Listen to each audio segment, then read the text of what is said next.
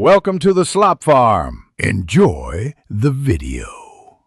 You begin by confirming the essentials: power, account, and network access.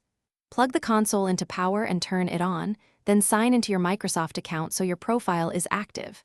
Next, decide wired or wireless, use an Ethernet cable for stability, or prepare your Wi-Fi name and password for wireless setup. Once done, navigate to Settings to reach Network. This moves you from preparation into connection steps so you don't waste time repeating checks. You now connect and configure. For wired, plug Ethernet into the console and the router. Xbox will request IP via DHCP automatically. For wireless, open Settings Network, set up Wireless Network, pick your SSID, and enter the password. Choose 5 GHz if close to the router to reduce latency. Once connected, run the network settings test to verify connectivity and check NAT type. This explains why some multiplayer sessions may be blocked and what to fix next.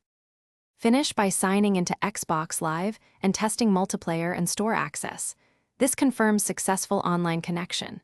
If you see NAT listed as strict or moderate, enable UPnP on your router or forward port 3074 UDP/TCP to your Xbox IP to improve matchmaking. This explains why games often require open NAT.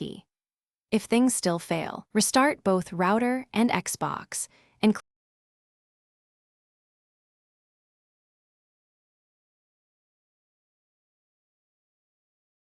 Thanks for watching. Consider subscribing if we helped you today.